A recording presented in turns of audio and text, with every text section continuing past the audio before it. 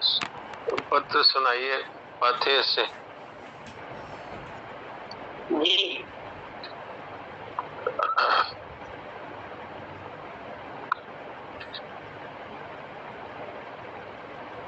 शायद 28वां पत्र है। जी सुनाइए। नारायण नारायण। प्रणाम जी सर। राम राम। प्रणाम। दयातीत दिव्य ज्योति दुलारी बेटी, सर्वदा शांत तथा प्रसन्न हो। पत्र के स्वरूप में दर्शन मिला। मूक सत्संग वात्सल्य आदि साधन है, अथवा यो कहो कि अंतिम साधन है। कारण कि जो कुछ किया जाता है उसके मूल में न करना ही होता है, और करने के अंत में ही न करना होता है। इसी दृष्टि से आदि और अंत में मूक होने पर ही सभी को सब कुछ मिलता है। मूक सत्संग सभी साधनों की भूमि है और फल भी। मूक सत्संग में जड़ता का दोष न आने पावे और न स्वभाव से होने वाली प्रवृत्ति तथा निवृत्ति के प्रति कर्तृत्व का अभिमान सम्मिलित हो, तभी मूक सत्संग सही रूप में हो सकेगा। अनंत की हेतु की कृपा अनवरत योग ज्ञान तथा प्रेम की वर्षा कर रही है, इसमें लेस मात्र भी संदेह नहीं।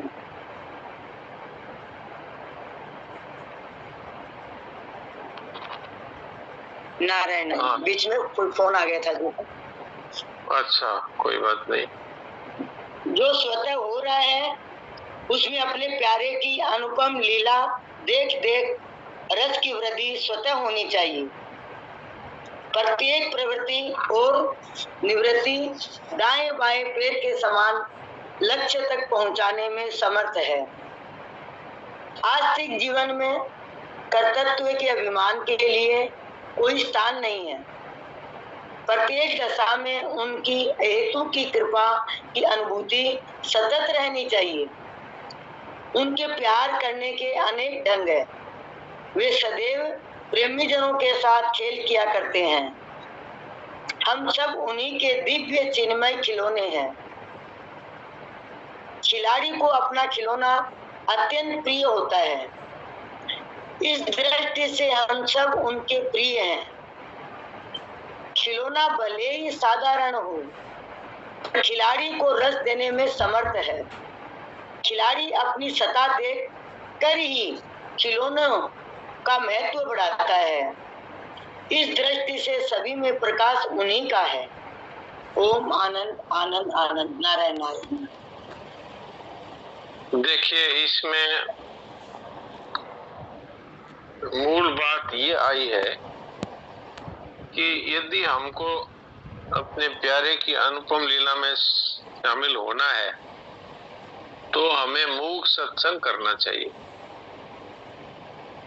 मूक सत्संग का अर्थ है चुप होकर के सत्य के साथ हमारी एकता। तो चुप होने का अर्थ यहाँ केवल वाणी से चुप होना नहीं है। यहाँ चुप होने का अर्थ है संसार और शरीर के साथ सब तरह से संबंध का विच्छेद। क्रिया किसी भी प्रकार की हो, वो संसार से संबंध जोड़ती है। जैसे हम आंख से देखते हैं तो संसार से संबंध होता है, आंख से संबंध होता है। आंख से संबंध का तात्पर्य है कि शरीर से, शरीर का तात्पर्य है कि संसार से। ऐसे ही जब हम बोलते हैं तो वाणी से संबंध होता है, तो वाणी से संबंध का मतलब है जीव, जीव का मतलब शरीर, शरीर का मतलब संसार। तो प्रत्येक क्रिया के द्वारा हम हमारा संबंध संसार से जुड़ता है और हमें संसार और शरीर से संबंध का भीतर से त्याग करना है। इसका अर्थ ये नहीं है कि हम आत्महत्या कर लें अथवा हम घर छोड़ करके जंगल में भाग जाएं, ये अर्थ नहीं है। अर्थ है कि जो संसार से संबंध हमारा जुड़ा है ममता से और कामना से। ममता से ये मेरा है, इस तरह संबंध जुड़ा है, और कामना से ये चाहिए वो चाहिए, इस तरह जुड़ा है। ममता ही अहंकार का मूल कारण है। हमने शरीर को पहले मेरा कहा, हाथ मेरा है, कान मेरा है, नाक मेरा है, आंखें मेरी है, पांव मेरे हैं, और फिर अनजाने में कह दिया यही मैं हूं।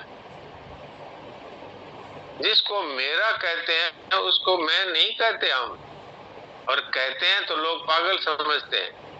जैसे मैं कह दूं ये मकान मेरा है और फिर कहने लग जाऊं मैं ही मकान हूं, तो लोग क्या कहेंगे कि भाई इसका इलाज करो। तो वास्तव में संत है वो हमारे पागलपन का इलाज कर रहे हैं। हाँ, हम तो सब पागल ही हो गए।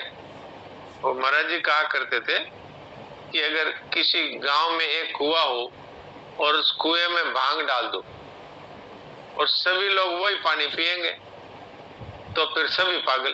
तो कहते हैं कुएं भांग पड़ गई।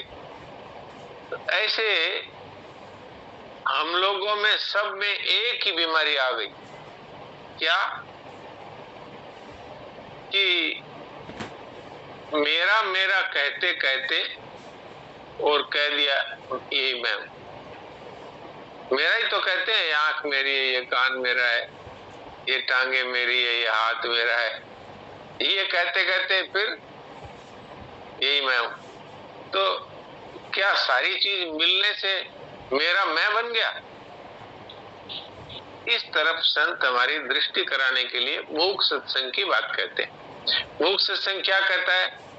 देखिए सुनिए गुनिय मन माही मोह मूल। ये जो कुछ भी देखने में आता है, सुनने में आता है और मन में आता है, ये सब का सब असत है, ये मोह मूलक है, ये दिखता है पर वास्तव में है नहीं। आप कहेंगे है कैसे? नहीं तो दिख रहा है, दिख तो रहा है पर प्रतिक्षण बदलता है, ये हमारे विवेक की आंखों से दिख रहा है कि नहीं?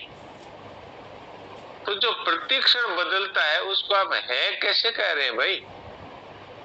जैसे सिनेमा के पर्दे पे सब कुछ दिखता है, लेकिन जिसने पुराने जमाने की सिनेमा के किसी अंदर जहां से सिनेमा की रील चलती थी वहां अगर किसी ने जाके देखा हो तो वो समझेगा कि ये जो चलता फिरता सिनेमा दिख रहा है ये किस तरह से दिख रहा है।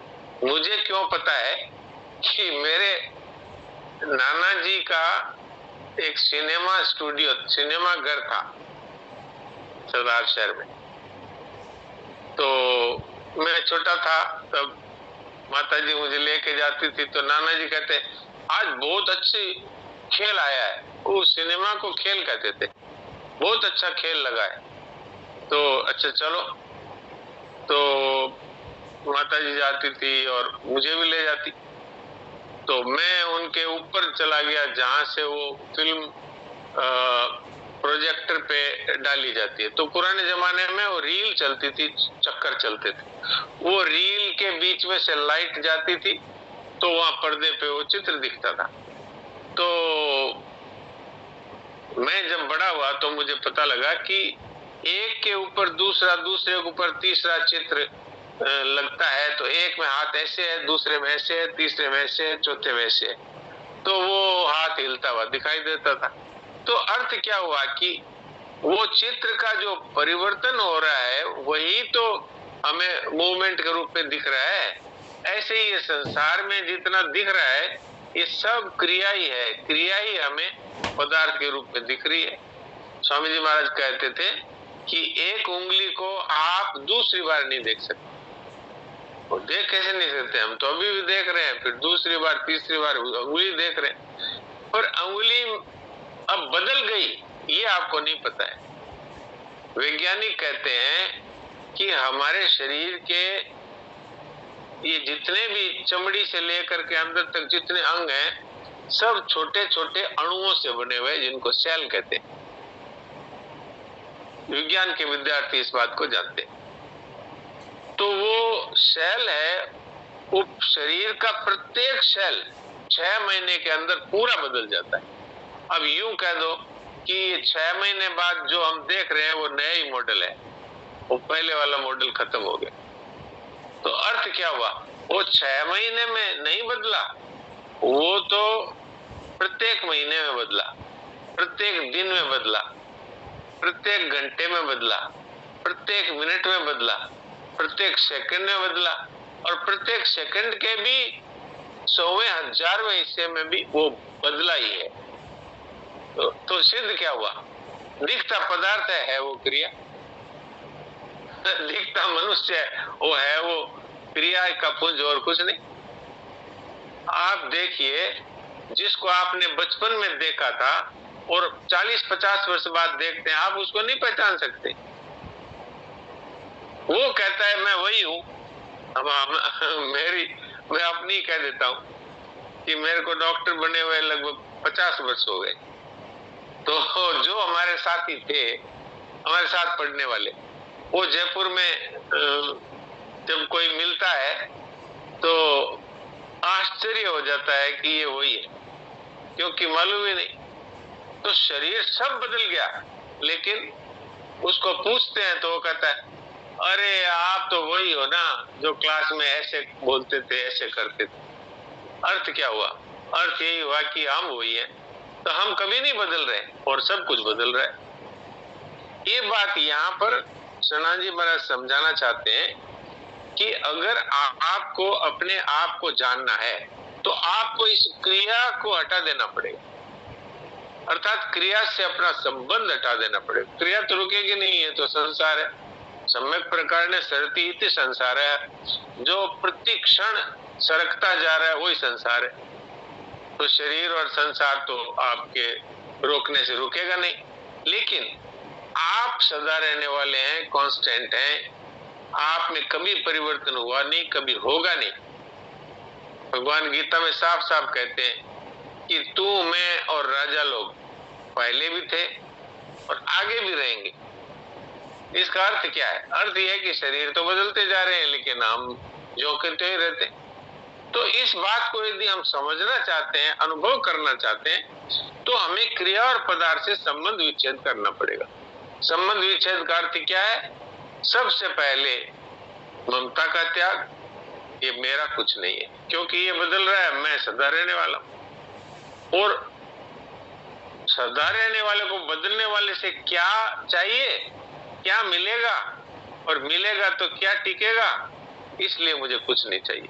ये दो बात जो है, ये है मूक सत्संग रूपी भवन की नींव में दो पत्थर, इसके ऊपर ही वो खड़ा होगा, वो महल मूक सत्संग का। कोई ये सोचे कि मैं तो आंख बंद करके बैठ जाऊंगा, मूक सत्संग हो गया, ममता के कारण से संसार का संबंध जुड़ा रहेगा, तो कभी ये बात याद आएगी, कभी वो बात याद आएगी, कामना के कारण संसार से संबंध जुड़ा रहेगा, ये चाहिए, वो चाहिए, ये करना है, वो करना है, ये आता रहेगा। तो सबसे पहले मेरा कुछ नहीं, मुझे कुछ नहीं चाहिए, अब आंख बंद करके बैठ जाओ। अब क्या होगा कि जो विचार आएंगे, पहले कुछ किया है वो याद आएगा, आगे कुछ करना है वो याद आएगा। तो पहले कुछ किया है वो भी अभी नहीं है, आगे कुछ करना है वो भी अभी नहीं है। अर्थात जो भी हमारे विचार में आ रहा है वो वर्तमान में नहीं। एक बात। दूसरी बात, जो कुछ हो रहा है वो मुझ तक नहीं पहुंचता, वो मन में है, बुद्धि में है, यहीं तक है। तो मन और बुद्धि तो संसार है, संसार और शरीर से हमारा कोई संबंध नहीं। कोई संबंध नहीं होने से वो चीज हमको नहीं बांध सकती। जैसे कोई व्यक्ति हिंसा कर रहा है, कोई व्यक्ति गीता पाठ कर रहा है, तो न तो हिंसा करने वाले का पाप हमको लगता है, क्यों, उससे हमारा कोई संबंध नहीं। न कोई गीता पाठ करने वाले का पुण्य हमको होता है, क्यों, उससे हमारा कोई संबंध नहीं। तो ममता के त्याग मात्र से संसार से संबंध टूट गया और मुझे कुछ भी नहीं चाहिए। क्यों नहीं चाहिए, कि मैं चेतन परमात्मा का अंश और ये सब का सब जड़, तो ये तो शरीर तक इसकी पहुंच है, इसलिए मुझे नहीं चाहिए। आप कहेंगे शरीर के लिए तो चाहिए, तो ये तो भगवान ने पहले व्यवस्था कर रखी है, प्रारब्ध पहले रचा पीछे रचा शरीर, इसके निर्वाह की व्यवस्था पहले से ही है, और हम तक ये पहुंचता नहीं, इसलिए हमको कुछ नहीं चाहिए। तो ये होने के बाद फिर आप शांत होकर बैठ गए। अब अगर कुछ आया तो मन में आया, और आया उसका न तो वर्तमान से संबंध है और न जो बाद में होने वाला उसका वर्तमान से संबंध है, तो वो संसार में ही हो रहा है, सब मन में हो रहा है तो बुद्धि में हो रहा है तो संसार में हो रहा है, और संसार से हमारा कोई संबंध नहीं, इसलिए न तो उसका विरोध करना अर्थात न तो उसको हटाना, न उसका समर्थन करना अर्थात न उसमें रस लेना, और न उसको अपने में मानना अर्थात अपने साथ उसका कोई संबंध नहीं। तो अब आप हो गए चुप, क्रिया तो आपने बंद कर दी, चिंतन आपने संबंध मिटा दिया, तो न क्रिया से संबंध है न चिंतन से संबंध है, तो आप हो गए चुप। ये है चुप साधन। स्वामी जी महाराज इसको चुप साधन कहते थे, शरणानंद जी महाराज इसको मूक सत्संग कहते थे। तो मूक सत्संग या चुप साधन, ये आंख बंद करने से सिद्ध नहीं होता, ये होता है सिद्ध संसार से संबंध टूटने से। ममता छोड़ दी, कामना तोड़ दी, स्वतः ही शांत, इसका नाम है विश्राम, अपने स्वरूप में स्थिति। इसी का नाम सहजावस्था है, इसी का नाम सहज समाधि है, इसी का नाम जागृत सुसुप्ति है। ये कठिन नहीं है। शरणानंद जी महाराज ने इसके दो समय बताए मुख्य। एक तो सुबह उठते ही जैसे है वैसे ही बैठ गए, तो वैसे ही गहरी नींद से उठे तो विचारों का प्रभाव वैसे ही कम रहता है, तो वो सबसे एक सरल समय हो गया। एक रात को सोने के पहले भाई अब संसार का सारा काम समाप्त, अब कुछ नहीं करना है, तो शांत होकर बैठ गए। अब कोई विचार आए तो वो अपने में नहीं है,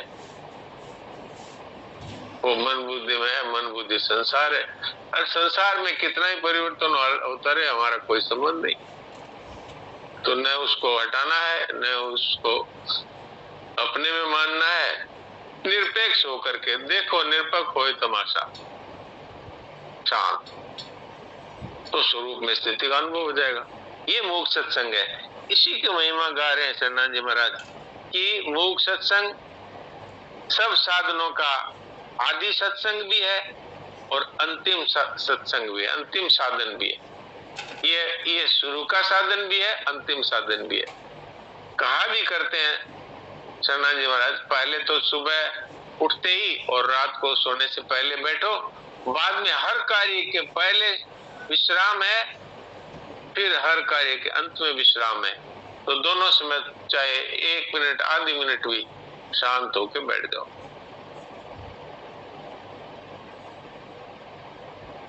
तो मूक सत्संग की आदत हो जाएगी, मूक सत्संग का रहस्य समझ में आने लगेगा। फिर एक विचित्र प्रकार की शांति का अनुभव होगा।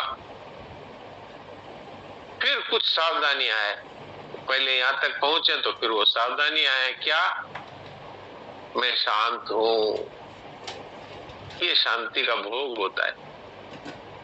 क्योंकि अहंकार कहीं पर भी है, चाहे वो योग के साथ जुड़ गया मैं योगी हूं, वो बोध के साथ जुड़ गया मैं बोधवान हूं, तो वहां अटक जाता है। खैर पहले मूक सत्संग शुरू करें, फिर आगे की बातें फिर करेंगे। तो ये मूक सत्संग की बात कही है शरणानंद जी महाराज ने। तो ये पहला पैरा की मैंने कुछ बातें कही है, बाकी बातें फिर अगली बार हो सकती है। इसमें किसी का कोई प्रश्न हो तो अभी कर सकते हैं। हरिओम जी आप बोलिए, आपने हाथ खड़ा किया। सत्यनारायण जी आप बोलिए, आप भी बोल सकते हैं। प्रणाम डॉक्टर साहब, प्रणाम। सबसे पहले तो मैं इस बात से बहुत प्रसन्न हूँ कि आज दीप्ति जी की माता जी अपने सत्संग में जुड़ी है। हाँ जी, हाँ जी। ये इस बात से बहुत बहुत हम बहुत भाग्यशाली हैं, बहुत ही वो अभी जो मूक सत्संग की बात वो आप कर रहे हैं, दीप्ति जी पारिक ने 6.25 का जो श्लोक है उसकी जो व्याख्या की है उन्होंने, वो मैं आपसे निवेदन करूंगा आप जरूर सुने। इतना बढ़िया उन्होंने, हाँ इतना बढ़िया सत्संग, इतनी बढ़िया व्याख्या उन्होंने की है। संजीवनी की व्याख्या बहुत लंबी चौड़ी है, लेकिन उन्होंने 2 दिन में, मेरे ख्याल से 2 या 3 दिन में उस श्लोक को पूरा किया है। ये जो है ना, आत्म संस्थम मने कृत्वा न किंचित भी चिंतयेत, 6.25। मुझे ध्यान में, ये दोनों मेरे प्रिय श्लोक हैं। इसमें भगवान ने सबसे पहले यही कहा है, संकल्प प्रभुवान कामान त्यक्त्वा सर्वान शेषता। ये 24वां श्लोक है 6 अध्याय का। कि अपने समस्त संकल्प से उत्पन्न होने वाली कामनाओं का सर्वथा त्याग कर दो, तब ये मुक्त सत्संग होगा, नहीं तो नहीं होगा। और फिर कहा शनै शनै विप्रमेद बुद्ध्या दृष्टि गृहीतया आत्मसंस्थम कृत्वा न किंचित अभिचिंतयेत। ये मुक्त सत्संग है, ये मुक्त सत्संग है। तो उसमें क्या है, धैर्य पूर्वक शनै शनै धीरे धीरे उकताए नहीं कि अरे चिंतन आ गया, ये आ गया, अब मैं क्या करूं, मेरे से तो होता नहीं, ऐसे उकताए नहीं। धैर्य युक्त बुद्धि से ये अच्छी तरह से पहले से ही सोच कर बैठे कि संसार में होने वाली क्रिया और चिंतन से मेरा कोई संबंध नहीं है, और इससे, इसके आने से और इसके न आने से मेरा कोई लाभ और हानि नहीं है। बस इस तरह शांत होकर बैठ जाए। तो ये 24वां-25वां श्लोक मेरा विचार है सुनने का। मैं अभी उनके सत्संग को जरूर सुने। अभी मैंने शुरू कर रखा है पहले अध्याय से, पहले एपिसोड से, जहां से ये गीता रसधारा सत्संग शुरू हुआ, तब से मैंने पहले एपिसोड से शुरू कर रखा है। तो अब मैं बीच में ही छठे का 24-25 देख लूंगा, लेकिन मैं लगातार से ही सारे एपिसोड्स सुन रहा हूँ ध्यान से। तो मुझे बहुत कुछ सीखने को मिल रहा है। और मैं इस मौके पर दीप्ति जी की माता जी यहाँ बैठी हैं, मैं उनको प्रणाम करता हूँ, उनको बहुत ही नमन करता हूँ कि वास्तव में उनको ऐसी विदुषी लड़की, वो हमको बहुत लाभ हो रहा है इसका। ठीक है, बिल्कुल बिल्कुल। हरिओम जी, बोलिए। प्रणाम। हाँ, प्रणाम डॉक्टर साहब, सभी भाई बहनों को प्रणाम, सबको प्रणाम। अभी मूक सत्संग की जो बात सुनने के लिए मिली, हम लोग तो पहली बार सुन रहे हैं।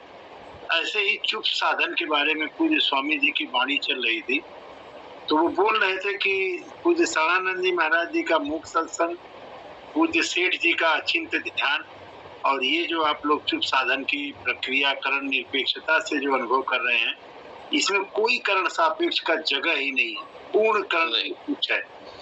तो किसी ने नहीं, क्षमा करें, वो जो ट्रस्टी हैं इस समय, वो दादाजी, उन्होंने प्रश्न किया कि स्वामी जी महाराज इसमें स्थिति कब होगी, कैसे होगी?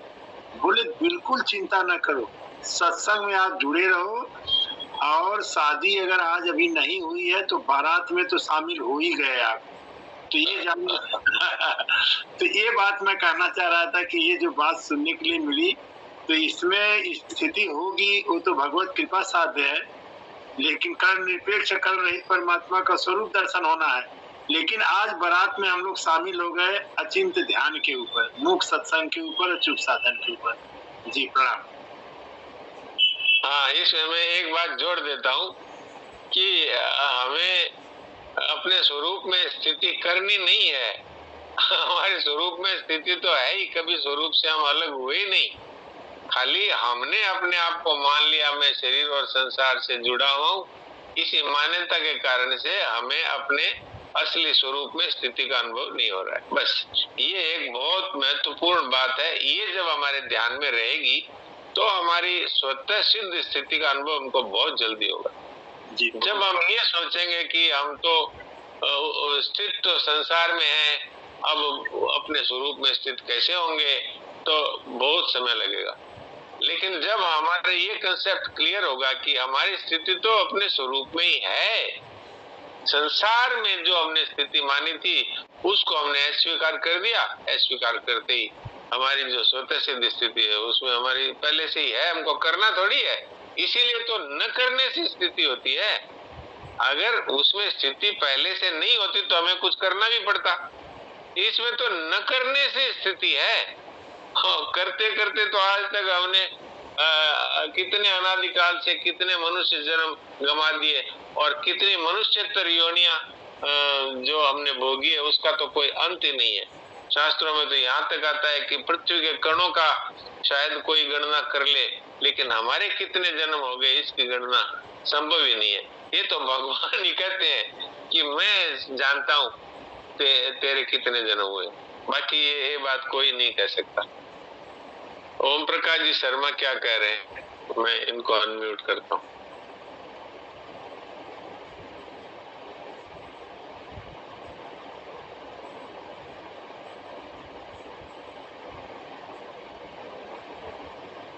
हाँ ओम प्रकाश जी बोलिए सर। राम राम। आप अपना माइक को टच करेंगे ना तब माइक खुलेगा। मैं आपको अनम्यूट का ऑप्शन दे रहा हूँ। हाँ अब हो गया। आप तो रिटायर्ड प्रिंसिपल है। हाँ में है। हाँ मुझे याद है। हाँ बढ़िया। शुभ साधन तो सुना था महाराज जी के स्वामी वाणी में चुप हो जाए, परमात्मा को चिंता नहीं करना है, कुछ भी नहीं, न परमात्मा का न आत्मा की न संसार का। चिंतन का अर्थ है, चिंतन का अर्थ है कि हम जिस अक्रिय तत्व में स्थित होना चाहते हैं वो उससे हम दूर हो गए। हमें तो अक्रिय तत्व में जो अचल है, सनातन है, नित्य है, उसमें स्थित होना है और हम चिंतन कर रहे हैं। इसका मतलब क्या?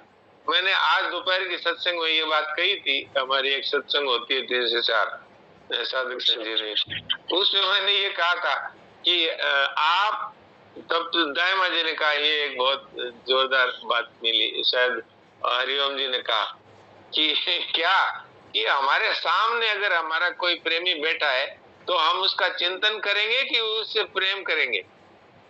तो ऐसे जो हमारा स्वरूप है जिसमें हमारी स्थिति स्वतः सिद्ध है उसका चिंतन करेंगे कि हम अक्रिय होकर के उसमें उसके साथ एक हो जाएंगे। अक्रिय तत्व से एक होने के लिए तो अक्रियता की आवश्यकता है, न कि चिंतन की। चिंतन तो एक क्रिया है।